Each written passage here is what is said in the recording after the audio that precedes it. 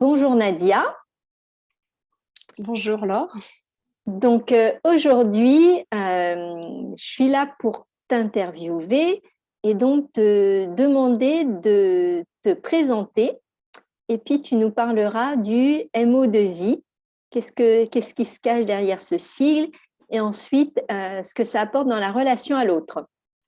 Donc du coup, D'accord. je te propose de te présenter. Alors moi, je suis Nadia Saed et je suis guide tisserand. Le guide tisserand, c'est une personne qui accompagne l'autre à découvrir son mode opératoire identitaire et itératif, qu'on appelle aussi MO2I, ou excellence. Donc c'est le mode d'action en fait dans lequel on se trouve en excellence. Pour moi, c'est de manière, on va dire, euh, résumée, c'est le comprendre son fonctionnement en particulier dans l'action et dans certains contextes déclencheurs. D'accord. Est-ce que tu peux en dire plus du coup sur qu'est-ce que c'est que le mode opératoire, identitaire, itératif ou l'excellence? Oui, donc le mode opératoire, c'est notre mode d'action. On en a un seul en fait. Chaque personne en a un seul, donc c'est unique. C'est notre manière d'agir en fait dans ce monde face à certaines situations pour changer des réalités qui ne nous conviennent pas. Euh, on peut, en fait, on n'est pas forcément conscient de ce mode d'action. C'est quelque chose qui se déclenche de manière automatique. Et le fait de le découvrir ou de l'identifier, ça permet justement de mettre des mots dessus et de le conscientiser, en fait. Voilà. Généralement, en fait, quand on met en œuvre son mode d'action, on est dans le plaisir d'agir. Donc, c'est vraiment quelque chose qu'on fait avec plus de facilité et de rapidité par rapport à d'autres personnes. Et c'est une manière en fait d'exprimer son plein potentiel. C'est un peu comme un super pouvoir en fait. Donc chacun de nous en a un qui est différent en fait selon les personnes. Et le fait de le découvrir, bah, ça permet de savoir qui on peut aider au mieux et comment on peut être apporté aux autres en fait dans ce monde. D'accord. Donc si je résume ce que tu as dit, pour être Mhm. sûr que j'ai bien compris, donc c'est quelque chose qui se déclenche face à des événements qu'on veut changer ou des situations qu'on veut changer. Et quand on le fait d'une manière où en fait on y prend plaisir et c'est joyeux pour nous. Voilà, c'est exactement ça. D'accord. Donc, en fait, c'est génial. C'est que euh, c'est quelque chose qui va changer notre vie ou la vie des autres. Bien sûr, donc c'est quelque chose de positif pour soi parce que ça nous apporte une compréhension plus fine de notre fonctionnement et une connaissance plus approfondie de nous-mêmes. Et en fait, quand on le met en œuvre, généralement, c'est pour aider l'autre. Donc, ça va nous aider, ça va apporter aussi aux autres, aux D'accord. personnes autour de nous. Et qu'est-ce que tu peux dire dans ce que ça apporte dans la relation à l'autre?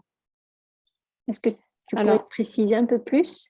oui, dans la relation à l'autre, donc, ça nous permet, en fait, le fait de mieux nous connaître, ça nous permet de l'exprimer déjà aux autres, d'exprimer, enfin, de mettre des mots, en fait, pour les autres aussi sur notre fonctionnement, ce qui fait que les autres vont mieux nous comprendre et mieux comprendre pourquoi on fait telle ou telle chose et pourquoi on agit de telle ou telle manière.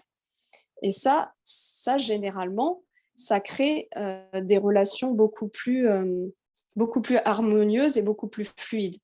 Le fait de communiquer sur qui on est, sur comment on fonctionne, sur quels sont nos besoins, d'une manière générale, ça améliore forcément les relations entre nous. D'accord. Euh, Et si je peux t'interrompre, oui, quel rôle ça joue dans notre dans la je sais désolé, je sais pas comment le dire. Quel rôle ça joue dans le fait de notre confiance en soi, dans la confiance qu'on a en soi? alors quand on est dans son mode opératoire, quand on connaît son mode opératoire, on peut se placer dans les bons contextes, en fait, dans les bonnes situations pour agir. Par exemple, je ne vais pas demander à un poisson et un oiseau de faire la même chose, en fait, puisqu'ils n'ont pas les mêmes fonctionnements, pour parler de manière imagée. Donc, quand nous, on sait dans quel contexte aller.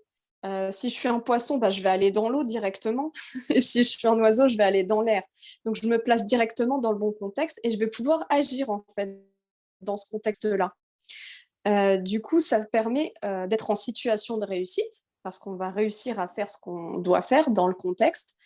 Et le fait d'être en situation de réussite, ça nous permet de gagner en estime de soi et en confiance en soi.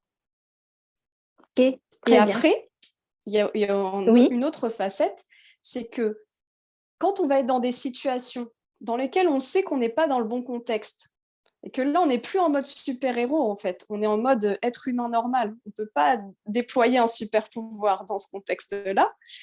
Eh bien, dans ce contexte-là, je vais savoir que je ne peux pas forcément agir avec mon mode d'action. Donc, c'est possible que je sois en échec.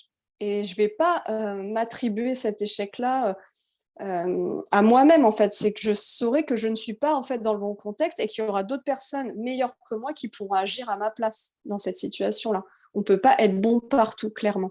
Donc, ça permet de gagner en confiance en soi et de savoir pourquoi, à ce moment-là, je réussis et pourquoi, dans telle autre situation, je ne réussis pas. Ok, très bien. Je te remercie beaucoup, Nadia, pour toutes ces explications. Merci, Laure.